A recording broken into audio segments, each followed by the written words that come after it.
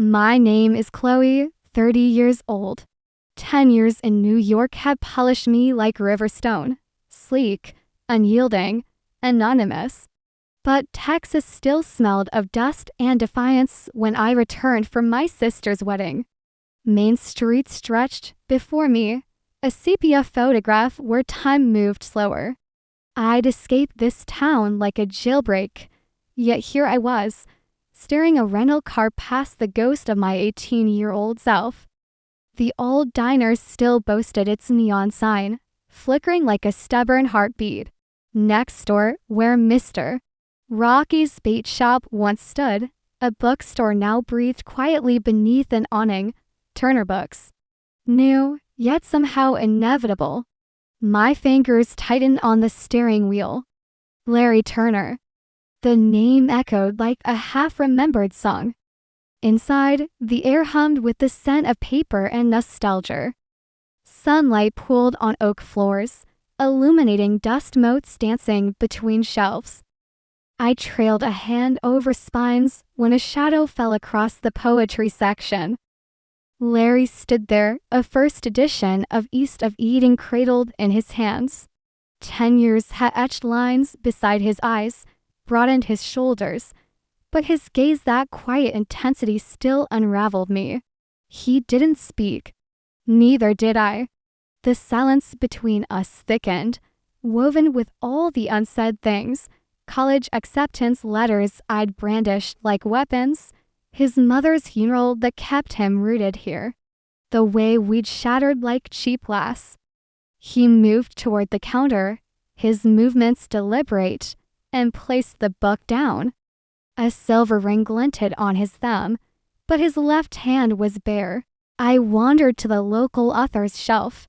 My own memoir concrete roots stood between a cattle rancher's manifesto and a collection of Texan ghost stories. A sticky note adorned the cover. Her words feel like coming home. His handwriting, angular and sure. He climbed my throat. Outside, thunder growled. Rain lashed the windows, turning Main Street into a watercolor blur. He appeared beside me with 2 mugs of coffee, steam curling toward the ceiling. The familiarity of a dark roast, no sugar pierced through the years. We stood at the window, shoulders almost touching, watching the storm baptize the town we'd both loved and fled. He led me to a leather armchair near the fiction aisle. I sank into it, the leather sighing beneath me. He took the chair opposite, knees nearly brushing mine. Rain drummed the roof, a primal rhythm. His eyes traced my face, the New York sharpness, the tiredness I couldn't hide. I wondered if he saw the girl who'd once read Keats aloud in his pickup truck. I pulled my worn copy of Leaves of Grass from my bag, the same one he'd given me at graduation. His breath hitched, just slightly. When I opened it, our teenage annotation spilled out.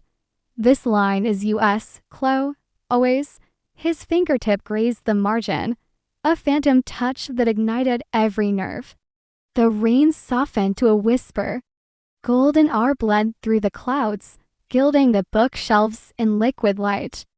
He rose, crossed to the register, and returned with a small paper bag. Inside lay a dried bluebonnet Texas state flower, pressed flat and perfect.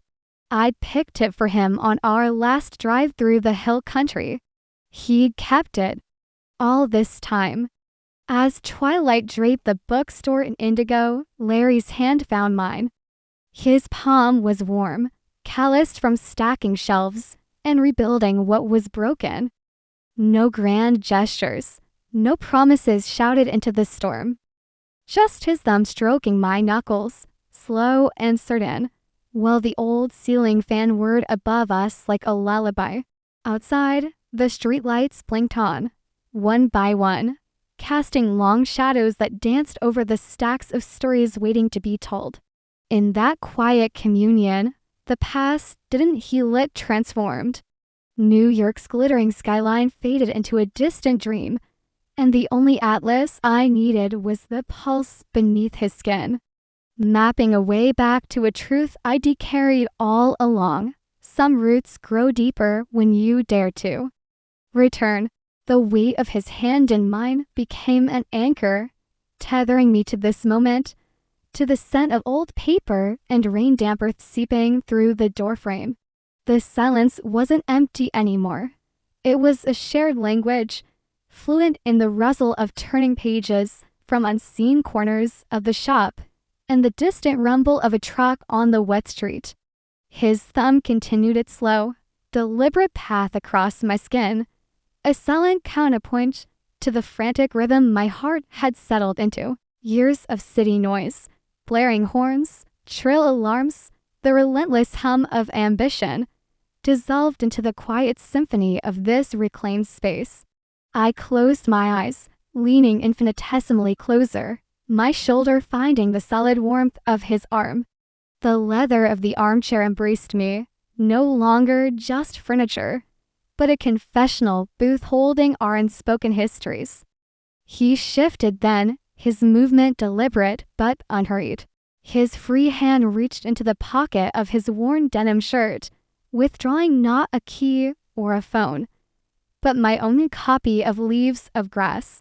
He opened it with practiced care to the page where the pressed bluebonnet lay, a fragile, vibrant bridge across a decade. His finger traced not the flower this time, but the faded ink of his youthful declaration, always the simple word, penned with the certainty of 18, resonated with a profound weight neither of us could have understood then.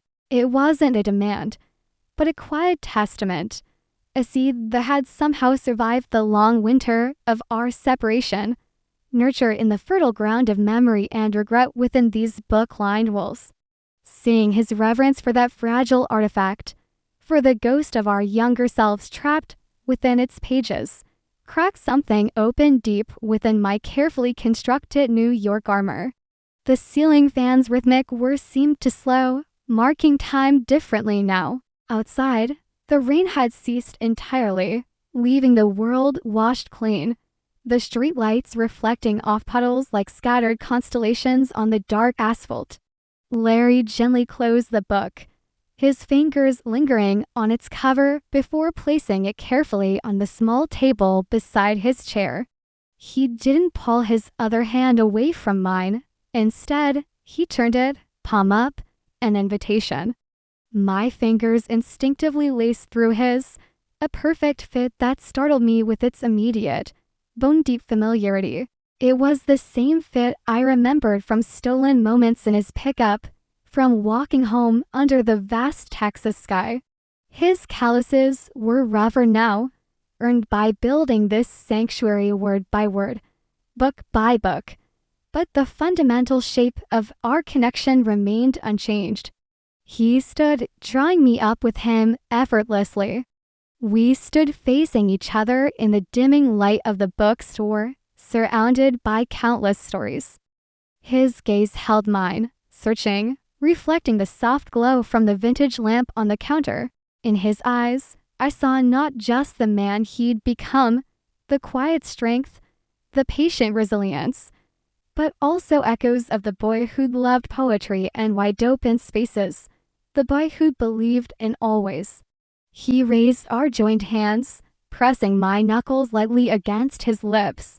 The kiss was feather-light, a whisper against skin, yet it traveled through me like a current, erasing the last vestiges of distance, of doubt. It wasn't a prelude to passion, but a solemn affirmation, a silent vow written in the language of touch, more potent than any spoken word could be.